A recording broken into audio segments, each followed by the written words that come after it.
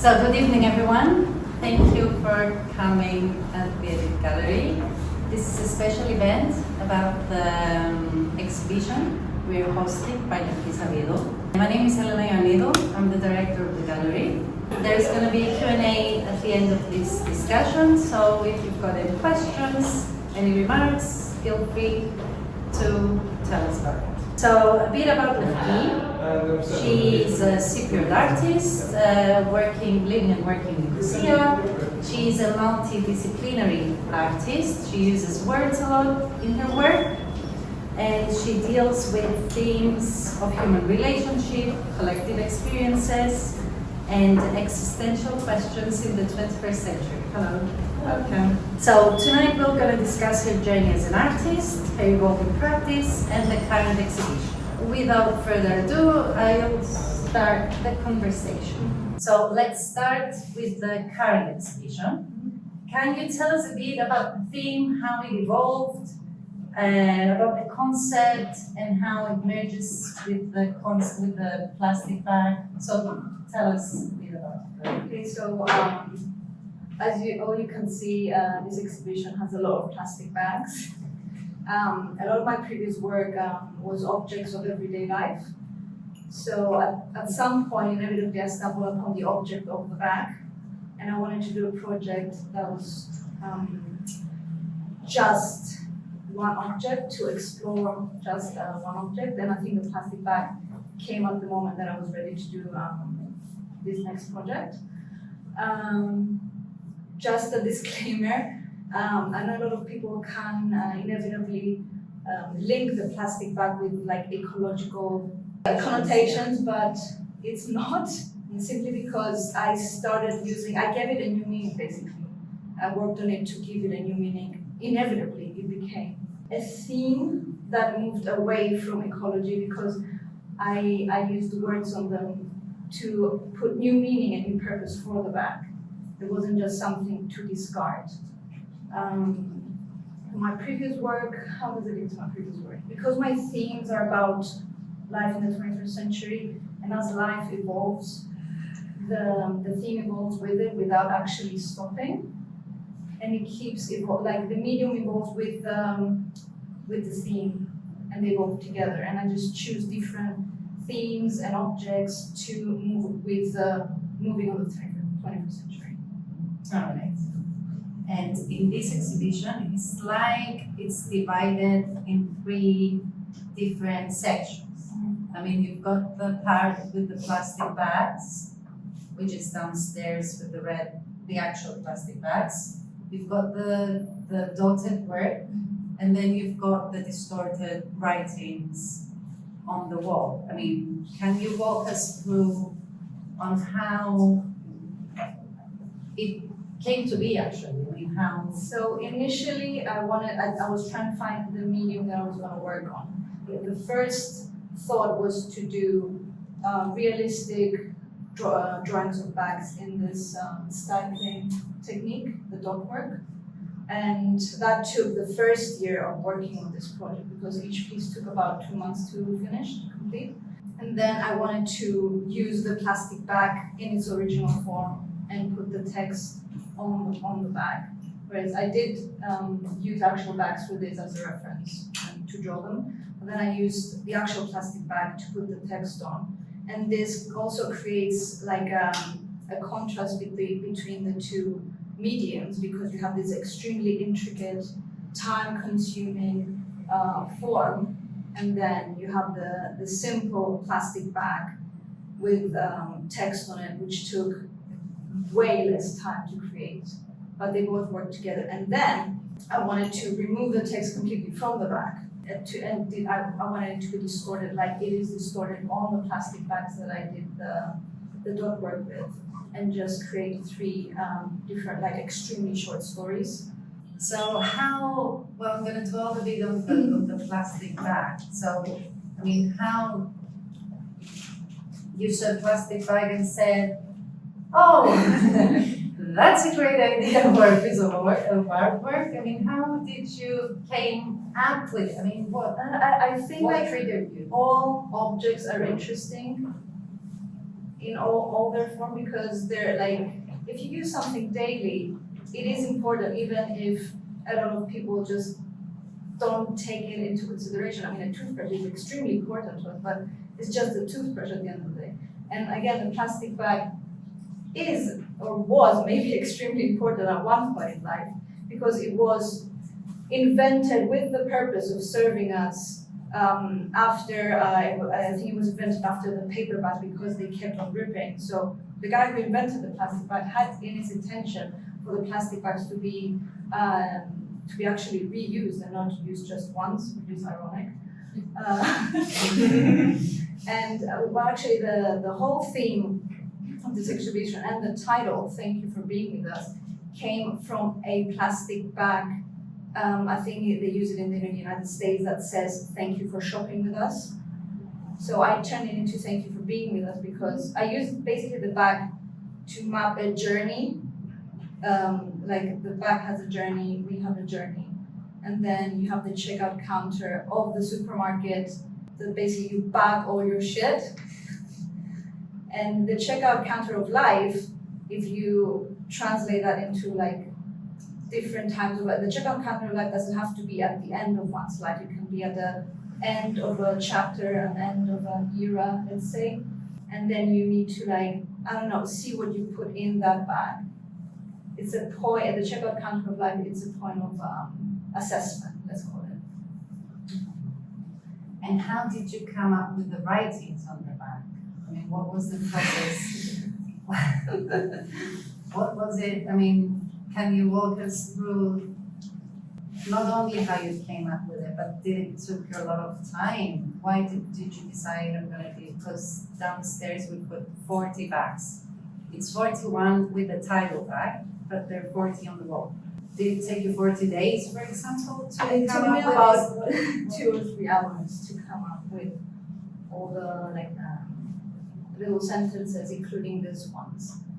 It takes me way more time to think of things in terms of words. It keeps translating. I don't know, it's just things I see and they just translate very quickly in my head and I can put it into words. But if I try to plan something, oh, I'm gonna write about this, then it doesn't happen. Yeah. So with the dotted words now, it was labor intensive. I mean, it was something that I remember you were sending me the final artworks. And I was like, okay, when you came to the third one, I was like, okay, you can stop now. I mean, you've been to physiotherapy. I mean, it's okay. It's okay. We can do it free. But you keep insisted that it had to be 6. So, well, can you share the thought process behind it and the struggles? I don't think there was like a big thought process behind it. It's just I'm very like task oriented, and I said I was gonna do 6, so I had to do 6. But when I sat down to do my first drawing session, which was I allowed myself to sit down for 3 hours, and I just drew like this much. I was like, oh shit. But I don't know, I just couldn't back out of the deal that I made with myself to do the 6 bags. It was extremely labor intensive. You can ask my physiotherapist. She was like asking, how many bags do you have? How much time do we have? How long are you gonna keep coming back to this? Because it was like my hand was like cramping up. I would wake up, it was like a claw in the morning. I was just like, I have to force my fingers back into shape. And then I had to adjust to how my body reacted to this process and track the way my hand would feel. So the 3-hour sessions became 1 or 2-hour sessions, and then there were days when I would wake up like, okay, today it's a day off for the hand, because I could mentally do it easily. It was like I would go into full meditation, I would listen to music or podcasts, and the time would just pass. Just my hand would not cooperate always. Do you feel that this approach of kind of hurting yourself was necessary for the theme of the exhibition? Was kind of something that was part of it? It wasn't necessary for the theme, but I think it was necessary for my process of creating art. And it came at this moment. I mean, I used to do a lot of dot works 10 years ago, I think, and I stopped because it was extremely labor intensive, but I wanted to do it to kind of prove to myself that I could do like this extremely labor intensive, realistic drawings of, I don't know, a bag in this instance. I was like, okay, I did it. But the funny thing is, like, the day after I finally finished the 6th one, I woke up and was like, what do I do now? It felt a bit like I had a purpose doing this in life. I had a purpose completing this. In fact, it wasn't like, oh, I need to do a shit ton of other things to finish to complete this exhibition. But because my mind was like so focused on this one task, and it was like literally one task, like one dot at a time. That after that ended, I was like, where am I at now? How did you use, I mean, I'm going back and forth in different directions, but I'm coming back to the narrative and the words. And how did you use it in this exhibition? What is the story you want to convey? What made you choose the writings that you certain choose? writing. Yeah. I guess all the writing stems from the same thing. All is observations from life, from modern life, from 21st century life. Even there's like 2 bags downstairs. One says the internet, and the other one says mom's cooking. Which I don't know. There's such a big gap, but they're so close together that I find it extremely fascinating. That's just an example, but each piece is a story of its own. It's a story of modern life if you read it on its own. But like each story is always part of a bigger narrative, and that's the narrative I talked about earlier. It's the narrative of modern life. And I think all the writing that I do, at the end of the day, is about the same thing. And it changes with each project and each art piece depending on how life moves and how the world moves forward. Was it different for the plastic bags and different for the dotted works? No, they were the same, but for these 3 pieces, because I had the space, I wanted to be a bit bigger. It's a bit longer, maybe. It's like a phrase. It's like a yeah. So how did your work evolve since your first exhibition? Because I can see, I mean, for me, it's a huge step forward. Because on your first exhibition, for anyone that doesn't know, it was she was writing on found paintings and photographs. Antique paintings, old photographs. And a lot of people can say, oh, okay, but does she has the technical skill? I mean, you can come up with words. I mean, it's a found image. Okay. So do you think, I mean, was it a subconscious decision? For sure. For sure. For sure. Like, I wanted to do this to show myself and people because we all need to prove ourselves throughout life. That actually it was a big test for me, I'm not gonna lie, because I kind of knew in my head that I wouldn't be able to do it, but I wasn't actually sure if I was able to do it.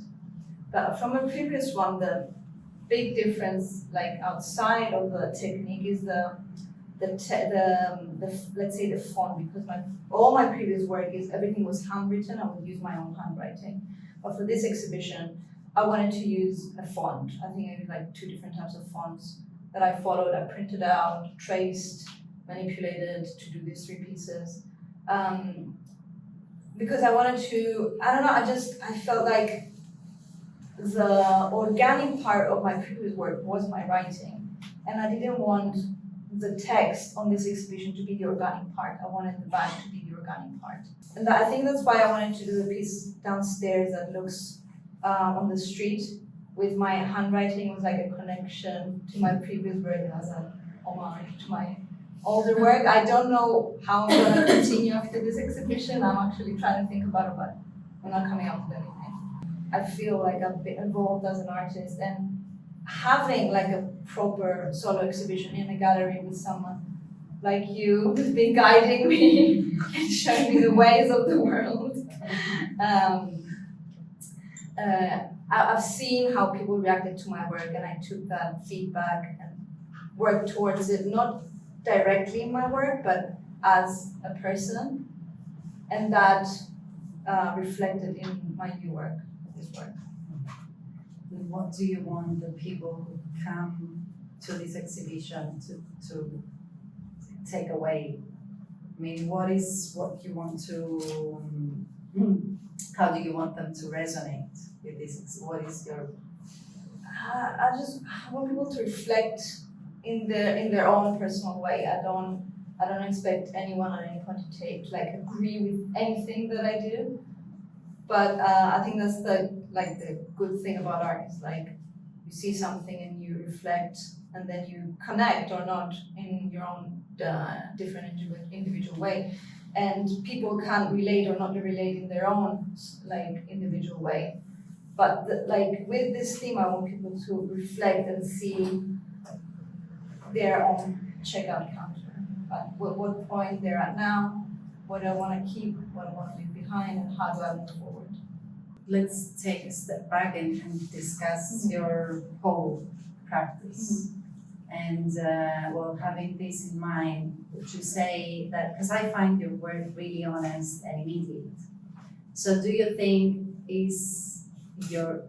what makes it well, at first do you agree with it? Because it's my thoughts, but do you think it's the writing that makes it so immediate to the people? Do you think that it's a concept? Do you care? I mean, yes, inevitably text makes the artwork immediate. You don't have to look at the colors or I don't know, which is also fantastic and amazing. But I don't know, it's just, it comes so immediate outside of me. It just comes to me so naturally. And I think that's why it's also reflected immediate and honest as well, because I don't bullshit with myself. So I think, I don't think people can see my work and not think oh, she's bullshitting. Well, maybe they do, I don't know. But I think the honesty part you said earlier, I think it comes out because I try to be extremely honest with myself in the work I do as the rest of my life. I hope that answers your question. It does. It does. You care. And what initially draw you to these themes that you're dealing with in your work? I think modern life is all about, I think it's always been about human relationships, because I care a lot about the relationships that I have in my life. And I think that's the reason I am interested in people and in characters, because the character drives the plot. So if you study the character, which is yourself or other people around you, and the relationships around this character, which in their turn affect, say I'm the character, 5 people around me, I'm affected by the relationships I have with these people. So it informs me, it builds me up or makes me who I am, and then I drive with my actions the plot of my life forward. We had a discussion earlier when we were installing the works, because it took a lot of time, as someone can assume, especially the 40 pieces downstairs. And we were discussing that, you were saying actually, that it used to be, the words used to be an extension of your art, and now you feel like the art is the extension of the words. Yeah. Can you elaborate more Well, on this thought? yeah, between my previous exhibition and this exhibition, I went to Ireland for a year, and I did a master's degree in creative writing, which inevitably had a great effect on me, because I was surrounded by people who read furiously, read like crazy, they wrote all day, I was around authors all the time, and I did say to myself, you're not going to do any art this year. I think I posted 3 times on Instagram, which is absurd in this day and age. And I used to write, I used to read, but that just took me to a level I never thought was possible for me, and I got obsessed with writing and reading and talking with people who write and read as well, and it just became this huge thing in my life, and it still is. And I'm like, how can I make art? How can I bring art into this? Instead of, oh, I have art, my art, I'm just gonna put words in and then just put words in the art, but now I have this great volume of like words and sentences and like all these things in my head. How can I bring this out using art? Because unless you're gonna publish a book, there's no other way to bring stories and narratives out.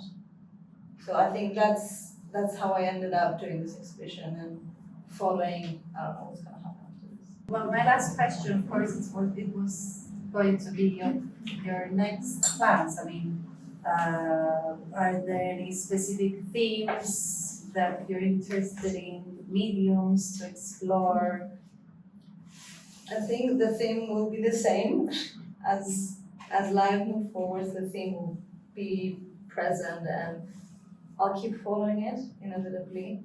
I'm currently looking for a literary agent for a book I finished that I started during my time in Dublin. Anyone know? Since we're all here. It does follow the same thing.